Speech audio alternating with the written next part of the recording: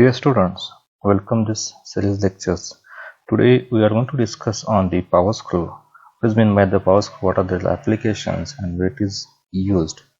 So outline of this today's lecture is to initially we are going to study the different type of the power screw and what is the use of that the power screw. Then the different advantage and disadvantage of the power screw is covered in these lectures. Then need to require the torques for lifting the load and lowering the loads. So here we are find out the torque based on that conditions, and then the two main function is present for the power screw, and this function is based on its locking systems. So this is also the cover and this lectures.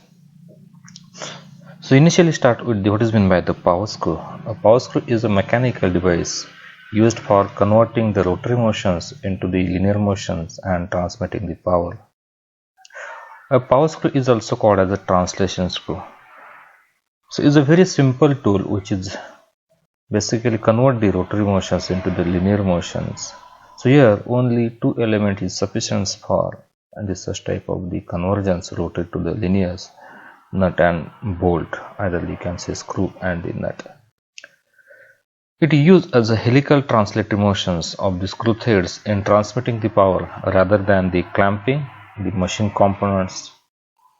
And there are the various application of the power screw is present, and the sum of the main application is present here to raise the load. So by using the minimum efforts you can raise the maximum load. The example is the screw jack. Then to obtain the accurate motions in the machining operations, example lathe screw of the lathe machines. Then to clamp a workpiece, example here the vice is present, and to load a specimen, example the universal testing machine. So these are the various main application is present of the power screw. So these are the few examples for the power screw. One is the lead screw for the accurate motions. Then is a puncture device jack for remove the punctures of the tubes by using the hand screw. It will apply the pressures. Then the scissor jack, it is basically used for the four-wheelers, so is for the automobile systems.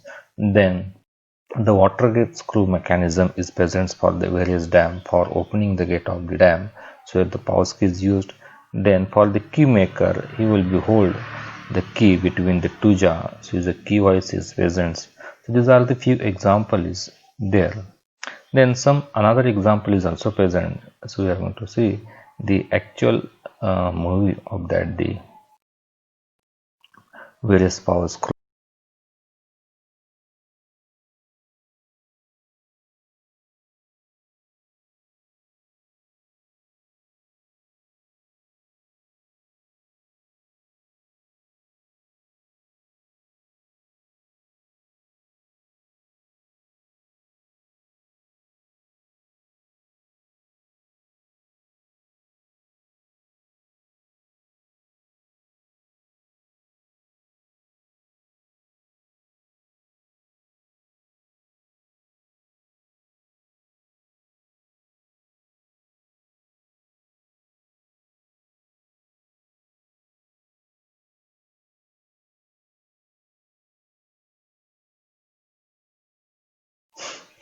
So here some advantages is given for the power screw.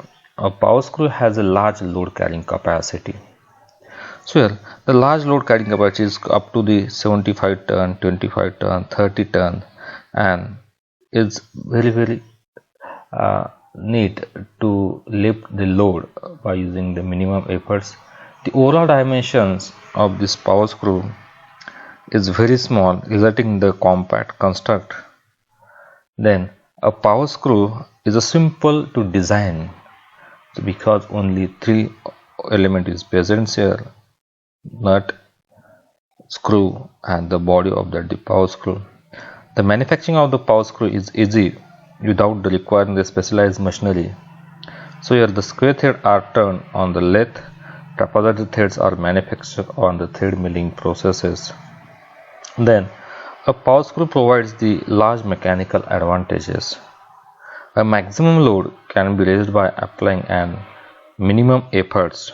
Therefore, most of the power screw used in various applications like screw jack, clamp, false and vice.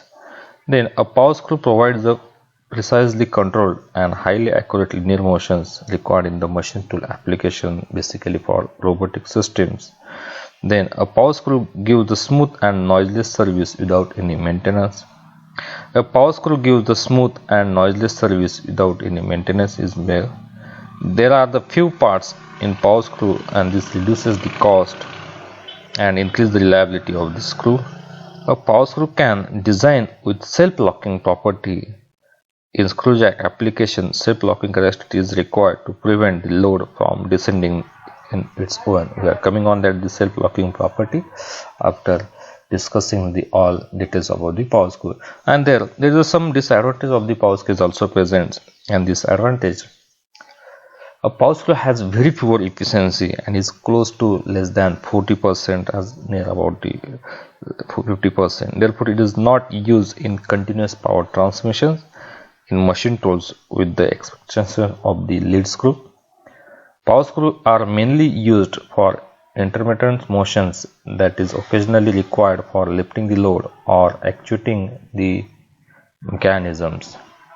Then the high friction in threads causes the rapid wear of the screw or the nut. In case of the square threads, the nut is usually made of the soft material and replaced when worn out in the trapezoid threads in the split. There are basically two applications of the power screw. First is application where the high efficiency is desired, and another application is where the low efficiency is desired. These are the few advantages and disadvantages of the power screw is present. For the power screw, the various thread is used. The number of fasteners is present in our systems, but we are used the few fasteners for the few threads for the power screw. The threads used for the fastening purpose, such as the V threads, are not suitable for the power screw. The purpose of fastening thread is to provide the high frictional force, which lessens the possibility of the losing the parts assembled by the thread joints. On the other hand, the purpose of transmission thread is to reduce friction between the screw and the nut. Therefore, the V threads are not suitable for power screw. Such with the smaller angle of the thread, such as the trapezoid thread, are preferred for the power screw. There are the two popular types of the threads used for the power screw: square and the isometric trapezoid threads is present here. Square threads and trapezoid threads. For the square threads, so this is the crest of the thread and this bottom is the root of the threads. The distance between the crest and the root is nothing but the P divided by 2. Here P is indicate the pitch of the thread. So the pitch is the distance between the two consecutive teeth of the threads. So is a pitch. Then between these is a P divided by 2 is a pitch divided by 2. The same distance is present for the depth of the threads. Either you can say the distance between the root and the crest is a P by 2. The angle of this face of the root is 90 degree, is a square thread, and for the trapezoidal threads the angle of the tooth is a 30 degree is present. So these are the square threads and the trapezoidal threads. The another thread is a buttress thread and the acme thread. The special type of the trapezoidal thread is also called as the acme threads. So in the buttress thread, the crest and the root is same and the angle between this face is 45 degree, and here need the distance between crest and the root is a 0.75 pitch. Instead of this, another P divided by 2 is given for the acme thread, square thread and the trapezoidal thread. So here is a 0.75 D is the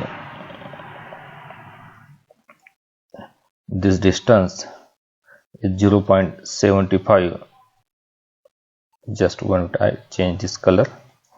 So this distance is a 0.75 feet, and here the angle is a 45 degree for these threads. Then the acme threads. For the acme threads, the angle between these two faces for this teeth is 29 degree, and the distance between the crest and the thread is P by 2 is the pitch divided by 2. So these are the basically force type of the thread is present.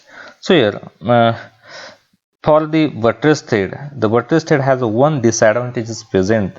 It can transmit the power and motions only in one direction. On the other hand, square and trapezoidal threads can transmit force and motions in the both directions. So this is the main disadvantage of the buttress thread. It just transmit the power in the one directions only, and another thread is transmit the both directions. Then there's some designation is present for the threads. So how to define the threads?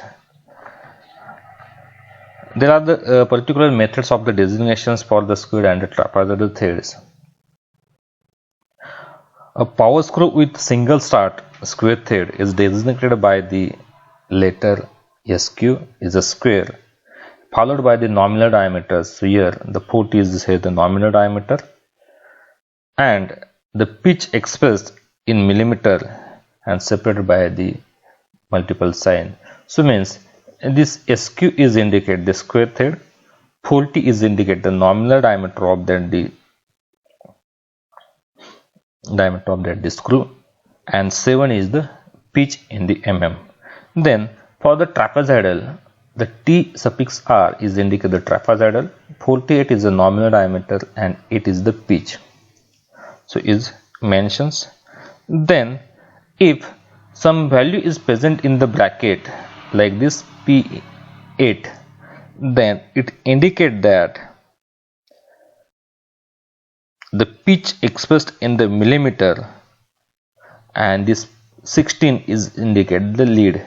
So here in above condition, the 7 and 8 these are indicate the pitch of that the screw, and here multiply value trapezoidal 48 into 16. This 16 is indicate the lead of the screw, and in bracket P8 is given the pitch of that the screw. So means this indicate that is a multi-start thread. So is a double start thread is present. In double start thread, the lead is nothing but the 2 times of the pitch. If this value is at 24 instead of the 16, then you can say is a triple start thread. So because pitch 8 and this value is 24, so means lead is equal to 3 times the pitch, is indicate the relations between the lead and the pitch of the thread. Then for the left hand side direction of the thread, the difference designation is present, and this designation is indicated with the LH. If this LH is mentioned at the right hand side of that the designation, then you can see the left hand side thread. If this LH is not mentioned, then you can say is a regular type of the thread is a right hand side thread. So is a trapezoidal 48 into 16 P8, and LH indicate the left hand side. So these are the typical designation is present for the square threads and the trapezoidal threads. So coming on the terminology of the power screw. So here is the example is given for the square thread, and is a double start thread is present. This yellow color is indicate the one continuous thread, and another color is indicate the another continuous thread is present. So here D is a nominal diameter of this thread, DC is the core diameter of the thread, and M is the mean diameter of the square. And here the pitch is indicate is in letter small p, and L is the lead. The pitch is defined as the distance measured parallel to the axis of the screw from point on one thread to the corresponding point on the adjacent thread, like this, and it is denoted by the letter P. Then lead, the lead is defined as the distance measured parallel to the axis of the screw which the nut will advance in one revolution of the screen, and it is denoted by the letter L. So when if you start this is a one revolution of the thread, so is the lead is present for that the screw. Then the nominal diameter, the nominal diameter is the largest diameter of the screw, and it is called as the minor, it is called as the major diameter, and it is later denoted D is the major diameter of that screw. You can see the nominal diameter. Then the core diameter. The core diameter is the smallest diameter of the screw thread, and it is also called as the minor diameter, and is denoted by the letter D suffix C is the diameter. Then DM is the mean diameter of the screw. So here, then the helix angle, either the lead angle, is present.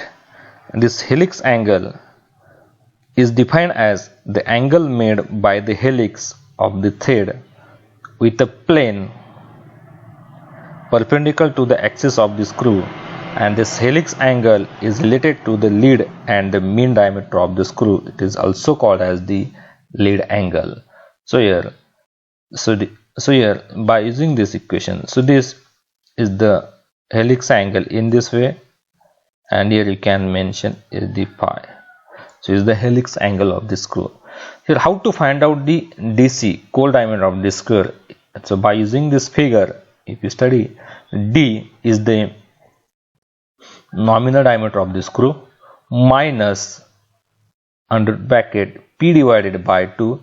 So this distance, root to crest, this distance is a P divided by 2, and this distance is also the P divided by 2. So you can add this. So D minus this distance P divided by 2 minus this distance P divided by 2. So in this way you can find out the core diameter, and the equation is DC is equal to D minus P, and P is a pitch of the screw and is nothing but the P divided by 2 plus P divided by 2. So it's a pitch. Then DM is the mean diameter of the screw, and it is given by 1 divided by 2 in bracket D plus DC, or again it is equal to 1 divided by 2 in bracket D plus in bracket D minus P. So it will be modified in this way, and the mean diameter of the screw is DM is equal to D minus 0.5 pitch. Then so here the development of thread, and based on that development our aim is to find out the relations between the lead and the perimeter of that the screw and the helix angle.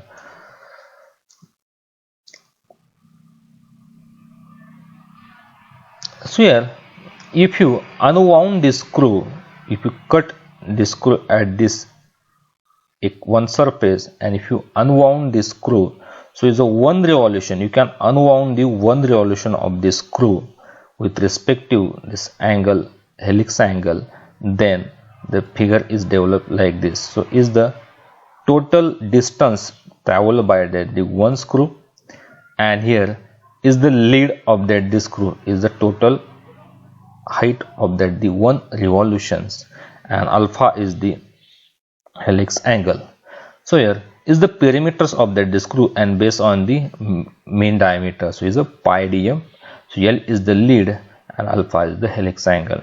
So here the equation is given, tan alpha is equal to front side divided by the opposite sides, as is the L divided by the pi dm, and here W is the load acting on that the screw. So here, so this is full for find out the torque requirements for raise the load and down the load. So there is some conclusion can be drawn on the basis of the development of the threads, and here based on that our aim is to find out some dimensions for conditions. So the screw can be considered as an inclined plane with alpha as the inclinations. So it's very important for find out the torque requirements for the conditions.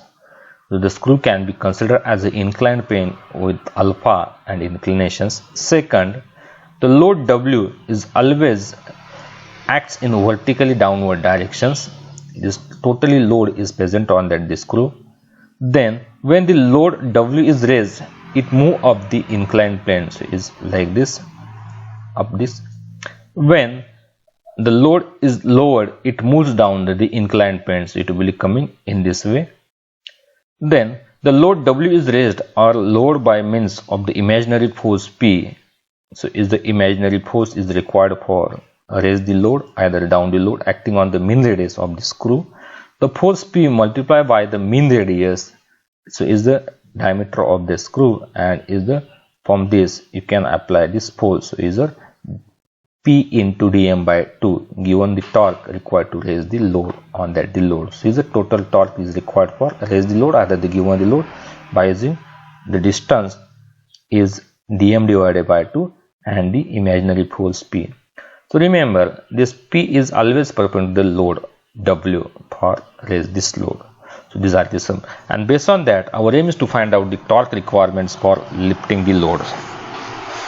So here, when the load is being inclined planes, the screw is considered is an inclined plane with inclination of alpha, as shown in this figure, and when load is being to raised, we are going to raise the load. So here the direction is also the in upward direction. So this direction is present in the upward directions.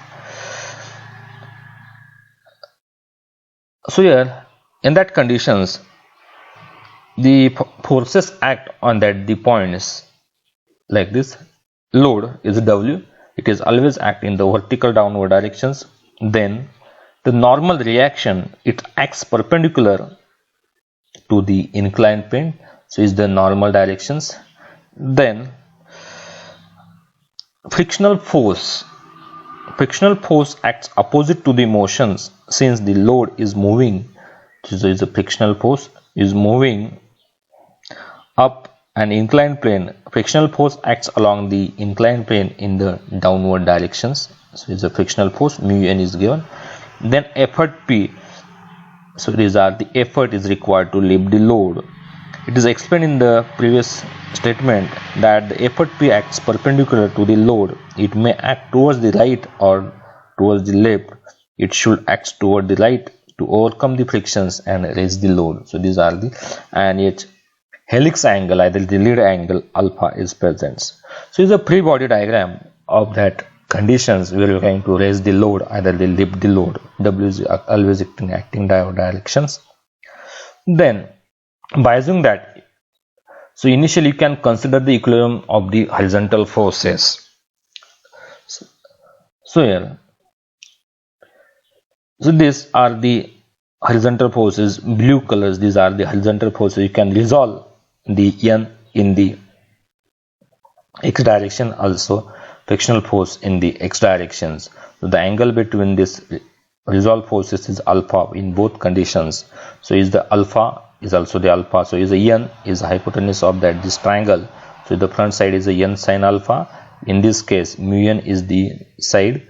So is the opposite sides for this is a mu n cos alpha. So you can resolve these forces in the x and the y direction. So here we are considering only the x direction. So these are the forces present on that. Then you can consider this equilibrium forces. So here this P minus mu n cos alpha plus n sin alpha is equal to 0. So you can rearrange this equation, take the P outside, and P is equal to mu n cos alpha plus n sin alpha. So is the equation A. Then consider the equilibrium of the vertical forces, means you can resolve these forces in the y direction. This is a frictional force and the n normal reaction in the y direction, and this yellow color is indicate the forces present on the y direction. So here this force is the n cos alpha, then this resolving force is a mu n sin alpha.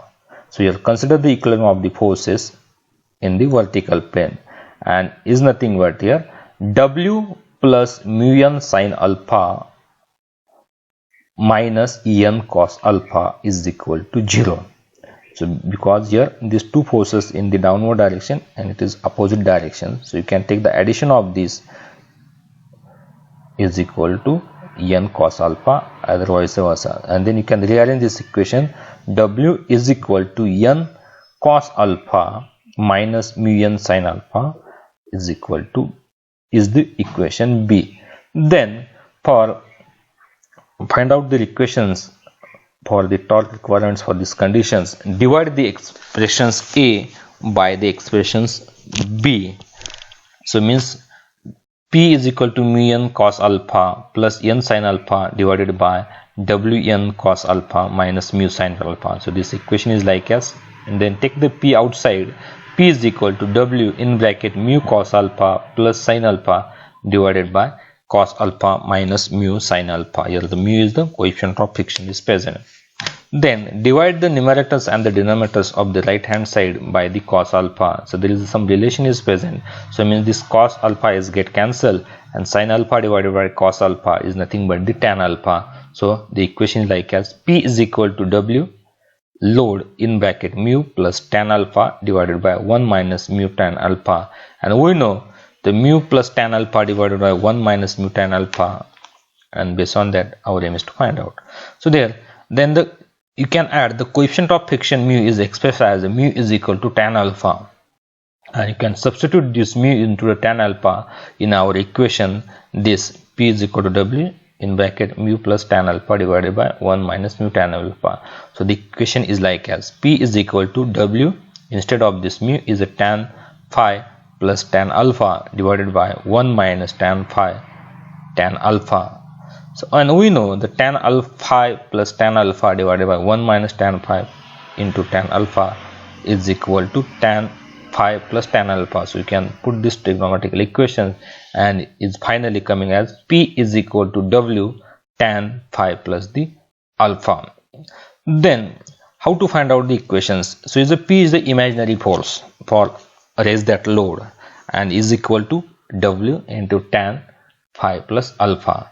So we know the torque required to raise the load is like that. Mt is equal to P into the distance which is measured from the center of that screw to the load, and this distance is a dm by 2. So put this P value in these equations, and the final equations for torque requirement for lift load is W into dm divided by 2 tan phi plus the alpha is the torque requirement equations for lifting the loads for that conditions. So here the two condition is present. Then so is the final equations for torque requirement for raise the load, and here mt is equal to P into ddm by 2, and these are the imaginary force. Then torque requirement for lower the load. So then same notation is used. W is the load acting on that the screw in the downward directions. So normal reaction is present, which is perpendicular to the load. The frictional force is present mu n, and it is present in the opposite direction of that the distance sliding.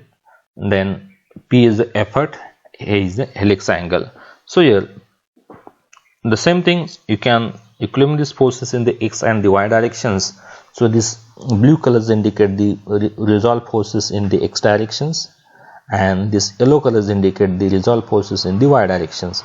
So is this angle is the alpha, this angle is the alpha, the front side is the n sin alpha, opposite side is the n cos alpha. Here in this angle there is a mu n present, so this side is a mu n cos alpha, and this side is the mu n sin alpha. So here equilibrium the forces in the horizontal conditions, and the equation is P is equal to mu n cos alpha minus n sin alpha.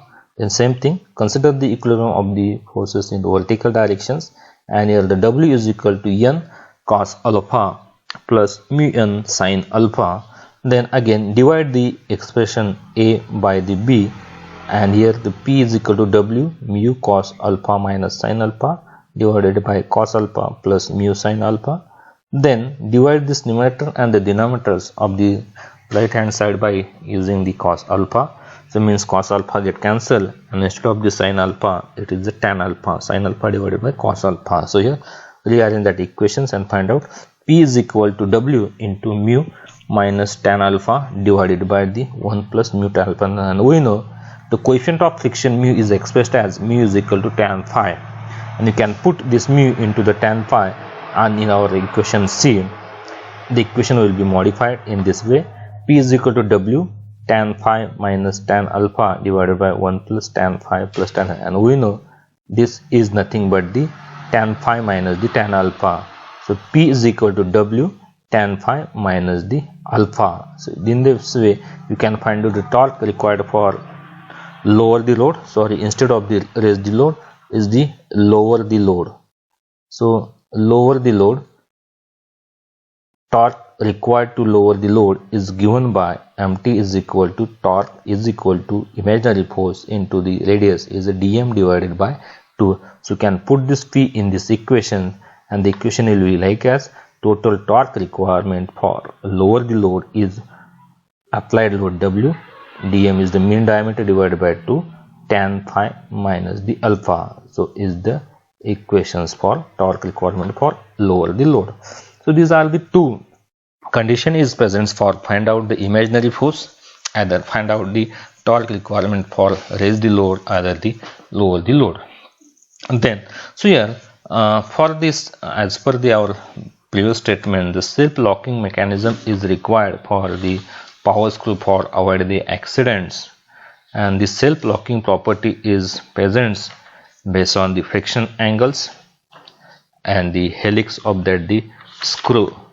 So here the torque required to lower the load can be obtained based on our previous equation, and is mt is equal to wdm divided by 2 tan phi minus the alpha. So where phi is less than the alpha, the torque required to lower the load is negative. If you put this value in this equation, phi is less than the alpha, the torque required to lower the value is negative, means the mt should be the minus. It indicates a condition that no force is required to lower the load, means the mt is negative. So without any efforts, whatever the load is present on the disc screw, it will be coming descend in the downward directions. It means there is no extra force is required to lower the load, and the load itself will begin to turn screw and descend down unless a restoring torque is applied. This condition is called as the overhauling of the screw, and this condition is also called as the back driving of the screw. If this such condition is present for the power screw, then the accidents will be present in that conditions, because always we are going to apply the forces for hold that the positions of the screw at that particular locations. If you remove this hand, then it again coming descend down in downward directions, and the accident will be happen. So avoid that, the self-locking is required, and self-locking is depends on when the phi is greater than the alpha, a positive torque is required. If you put this value in this equation, phi and alpha, phi is greater than the alpha, a positive torque is required to lower the load. Under these conditions, the load will not turn the screw and will not descend. So is under this load not turn the screw and will not descend on its own unless an effort P is applied. So means whenever you are not apply the imaginary force, either the efforts for turn the screw in the downward direction, therefore it is not coming in that condition. So in this case, the screw is said to be self-locking, and a self-locking screw will hold the load in place without the break. This is very useful property in the screw jack applications for avoid the accidents and for the safety of the human as well as the machinery. So is the self-locking conditions for the overhauling. If the phi is less than alpha, then you can see the overhauling conditions. This is also required for the some applications where negative effort is required for descend down the load. So example, coconut brake mechanisms at various temples. The coconut will be put in the downward directions of that screw, and by using the flywheel you can raise that flywheel, and just you can remove this hand from the flywheel. Based on that the load, it will be coming in the descent down directions and the coconut will break. So it means overhauling condition is required for the some applications, and when the phi is greater than the alpha, then you can see the self-locking, and self-locking mechanism is required for the various application like as the lead screw, then the screw jack applications for the automobile. So it's about this power screw basic informations. In next lecture we are going to design the detail of the power screw. Thank you.